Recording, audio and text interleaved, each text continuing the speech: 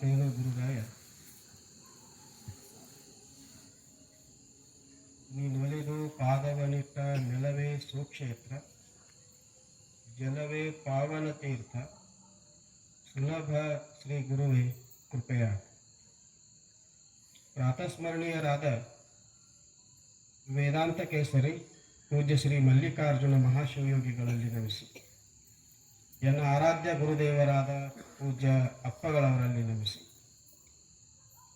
ಬಸವಾದಿ ಶಿವಶರಣರಲ್ಲಿ ಶರಣೆಂದು ವಿಶ್ವದ ಎಲ್ಲ ಸಂತರಲ್ಲಿ ಮಹಂತರಲ್ಲಿ ನಮಿಸಿ ಇಲ್ಲಿವರೆಗೆ ತಮಗೆಲ್ಲ ಯುವಕರು ಅವರ ಪಾಲನೆ ಪೋಷಣೆ ಅವರ ಬದುಕಿನ ಬಗ್ಗೆ ತುಂಬ ಚೆನ್ನಾಗಿ ಹೇಳಿಕೊಟ್ಟಿರುವ ಆತ್ಮೀಯ ಗೆಳೆಯರು ಅನುಭಾವಿಗಳು ಜ್ಞಾನಿಗಳು ಆಗಿರುವ ಪೂಜ್ಯ ಕುಂಚನೂರಿನ ಸಿದ್ಧಲಿಂಗ ಮಹಾಸ್ವಾಮಿಗಳವರ ಪಾದಗಳಲ್ಲಿ ನಮಸ್ಕರಿಸಿ ನಮ್ಮ ಅಮ್ಮ ಅಕ್ಕಮಾದೇವಿ ಅಮ್ಮ ಅವರ ಪಾದಗಳಲ್ಲಿ ನಮಸ್ಕರಿಸಿ ಸಂಗೀತ ಬಳಗಕ್ಕೂ ಆಗಮಿಸಿದ ಎಲ್ಲ ತಾಯಂದಿರಿಗೂ ಶರಣರಿಗೂ ಎಲ್ಲರಿಗೂ ಶರಣಾರ್ಥಿಗಳು.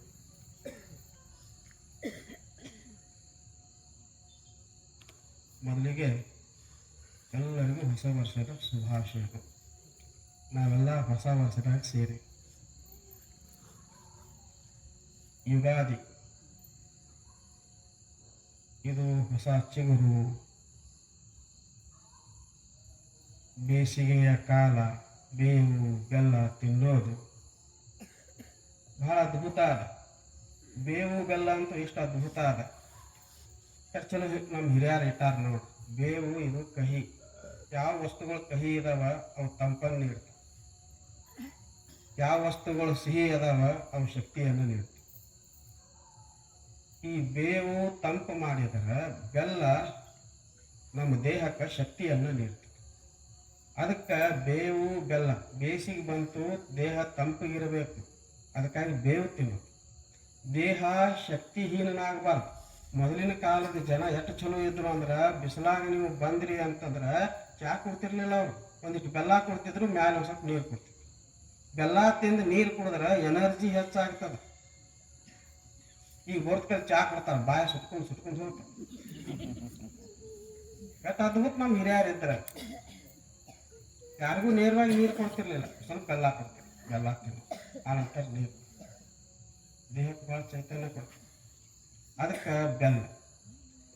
ಬೆಲ್ಲ ಅಂದ್ರೆ ಸಿಹಿ, ಸಿಹಿ ಅಂದ್ರೆ ಸುಖ, ಸುಖ ಅಂದ್ರೆ ಶಾಂತಿ. ಎಲ್ಲಿ ಶಾಂತಿ ಇರ್ತದೋ ನೆಮ್ಮದಿ ಇರ್ತದೆ, ಎಲ್ಲಿ ನೆಮ್ಮದಿ ಇರ್ತದೋ ಲಕ್ಷ್ಮಿ ಇರ್ತದೆ, ಎಲ್ಲಿ ಲಕ್ಷ್ಮಿ ಇರ್ತಾಳೋ ಅಲ್ಲಿ ಸಮೃದ್ಧಿ ಇರ್ತದೆ. ಅದಕ್ಕಾಗಿ ಸಿಹಿಯನ್ನು ಇರ್ತದೆ. ಕಹಿ, ಬೇವು ಕಹಿ ಅದ. ಕಹಿ ನಮ್ಗೆ ಒಳ್ಳೆಯ ಅನುಭವಗಳನ್ನು ಕೊಡ್ತದೆ. ನಾವೆಲ್ಲ ಹೇಳ್ತೀವಿ ಕಹಿ ಅಂದ್ರೆ ಕೆಟ್ಟದಲ್ಲ, ಅದು ಒಳ್ಳೆಯ ಅನುಭವಗಳು, ಕೆಟ್ಟ ಅನುಭವಗಳು ಕೊಡ್ತದೆ ಅಂತ ತಿಳ್ಕೊಂಡಿವಿ ಅಂದ್ರೆ ನಮ್ಮ ಜೀವನದಾಗ ಎಂದೂ ಮುಂದೆ ಬರಕ್ಕೆ ಸಾಧ್ಯ. ಅದು ಒಳ್ಳೆಯ ಅನುಭವಗಳನ್ನು ಕೊಡ್ತದೆ. ನಮ್ಗೆ ಯಾರಾದರೂ ಒಂದು ಕೆಟ್ಟದ್ದು ಮಾಡಿದ್ರು ಅಂದ್ರೆ ಅದಕ್ಕೆ ಪಾಠ ಕಲಿತೀವಿ, ಒಳ್ಳೇದಾಗ್ತದೆ ನಮಗೆ ಮುಂದೆ. ಈಗ ಮಾಡಿದ್ರು ಚಲೋ ಆಗ್ತದೆ, ಮುಂದೆ ಮಾಡಿದ್ರೆ ಏನು ಬೇಕಿ ಅಂತ ನಮಗೊಂದು ಅನುಭವ ಆಗ್ತದೆ. ಅದು ಕೆಟ್ಟದಲ್ಲ, ಅದು ಒಳ್ಳೆಯ. ಅದಕ್ಕೆ ಬೇವು ಅಂದ್ರೆ ದುಃಖ, ಕಹಿ. ಬೇವು ಅಂದ್ರೆ ಕಷ್ಟ, ಬೇವು ಅಂದ್ರೆ ನಷ್ಟ, ಬೇವು ಅಂದ್ರೆ ದುಃಖ. ಈ ರೀತಿಯಾಗಿ ಹೇಳ್ಕೊಂತ ಹೋಗ್ತಾರೆ. ಅಂದ್ರೆ ಜೀವನದೊಳಗೆ ಸುಖನೂ ಬರ್ತದ, ದುಃಖನೂ ಬರ್ತದೆ, ನೆಮ್ಮದಿನೂ ಇರ್ತದ, ತಾಪನೂ ಇರ್ತದೆ, ಲಾಭನೂ ಇರ್ತದ, ಹಾನಿನೂ ಇರ್ತದೆ. ಇವು ಎಲ್ಲವೂ ಇರ್ತಾವ.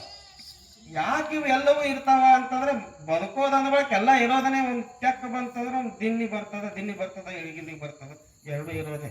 ಸಮತಟ್ಟಾಗಿರ್ತದೆ ಜೀವನ ಅಂತೇಳಿ.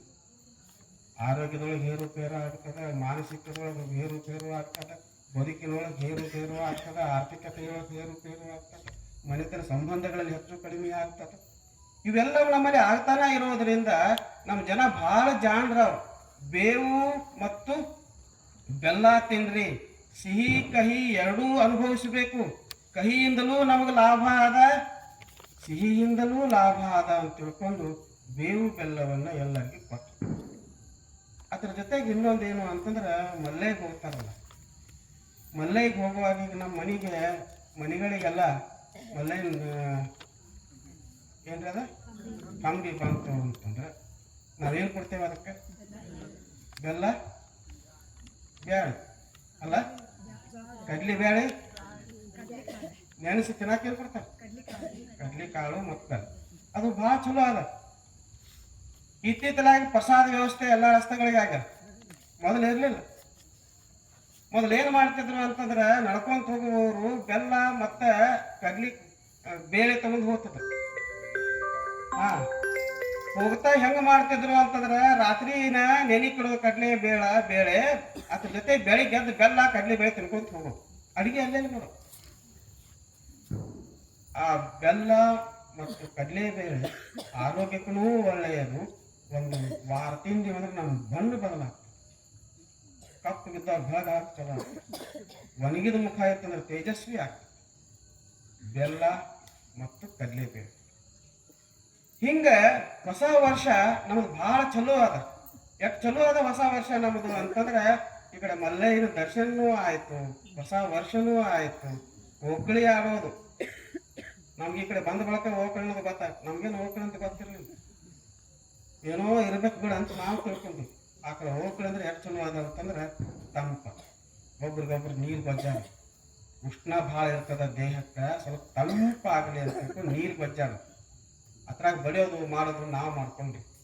ಆದ್ರೆ ನೀರನ್ನು ಗೊತ್ತು ತಂಪಾಗಬೇಕು. ನಮ್ಮ ಊರಾಗ ಎಲ್ಲ ಕಡೆ ನೀರು ಬಜ್ಜಿ ತಂಪು ಮಾಡಿಬಿಟ್ಟಿವಿ ಊರ ಅಂತಂದ್ರೆ ಶಾಂತವಾಗಿರ್ತದ ಅಂತ ಓಕಳಿಯನ್ನು ಸಹಿತ ಮಾಡ್ತೀವಿ.